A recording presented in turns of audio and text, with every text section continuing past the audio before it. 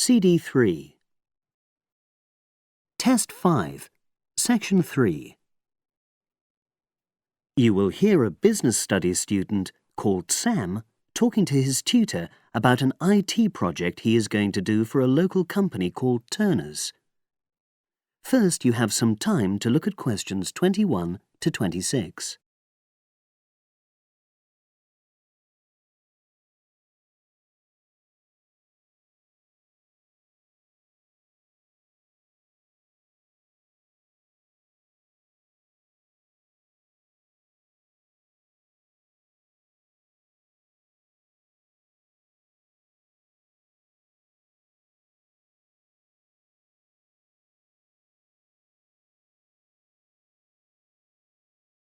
Now listen and answer questions 21 to 26.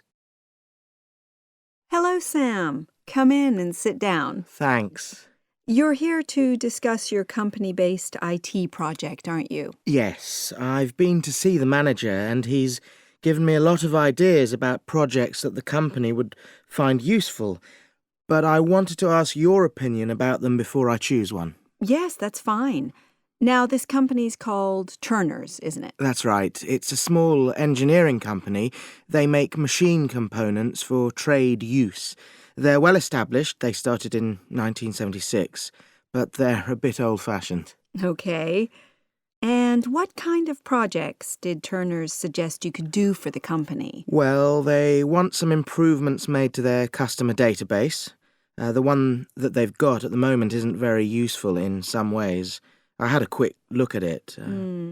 That would be a very straightforward project, and it'd be simple enough to evaluate, but I don't think you'd get enough out of a project like that. You wouldn't learn anything new. Well, another project they suggested is to do with their online sales catalogue. At the moment, customers can look at their products, but they can't actually order them online, which must affect their competitiveness. But I said I thought it would take too long. It's quite a big task. You're right, it's too much for the time you've got. It's a pity, though. Then they want some help with their payroll system. At the moment, the way they calculate pay involves a lot of manual accounting.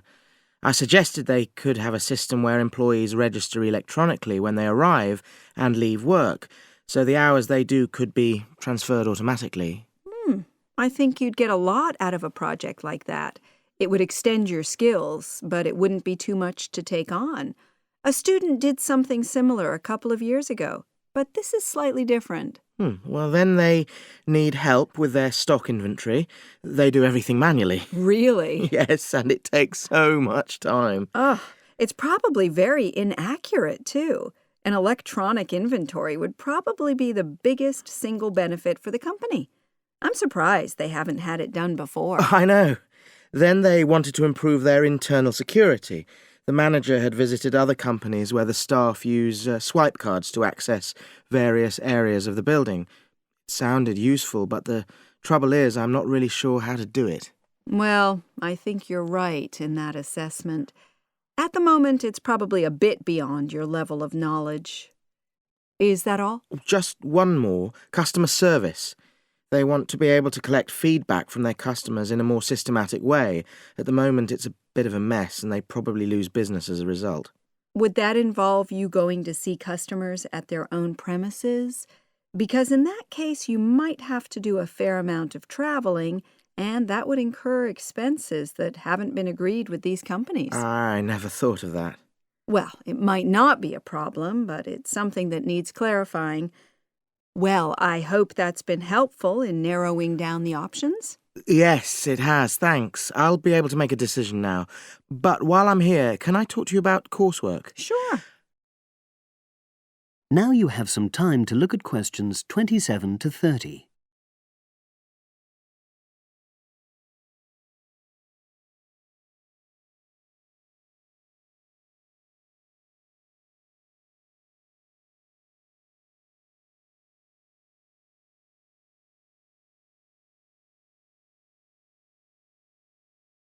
Now listen and answer questions 27 to 30.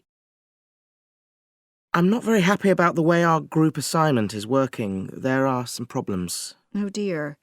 Are people just not getting on with each other? That's the worst thing. Actually, we're all friends, it's not that. But when we're having a discussion about the assignment, one or two people end up doing all the talking and the rest don't say anything. It's a bit frustrating because we need plenty of debate. Well, that's a common observation.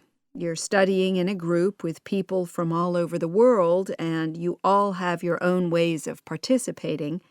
In some places, students are more used to listening than talking, and vice versa. I suppose you're right. I'll try to remember that. Does everyone pull their weight as far as sharing the workload is concerned? I'd say they do, yes. And our group elected a leader. She's very good at making sure no one's overloaded. But personally, I feel that there are just too many of us in the group. Whenever we try to arrange a meeting, there's always at least one person who can't make it.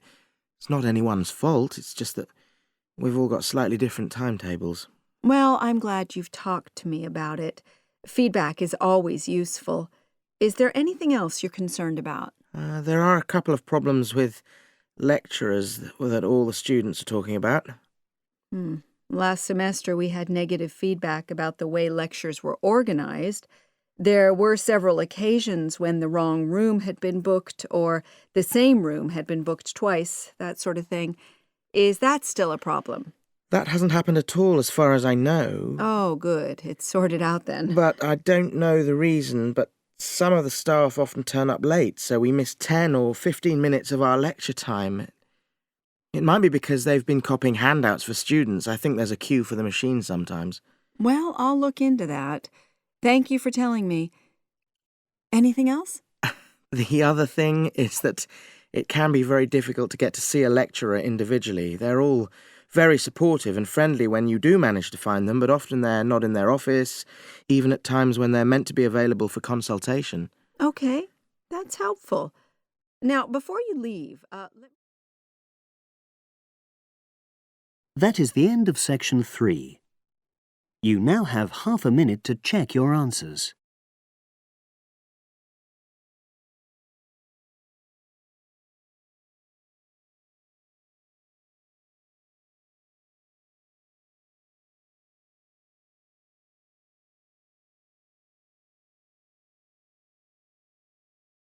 Now turn to section 4.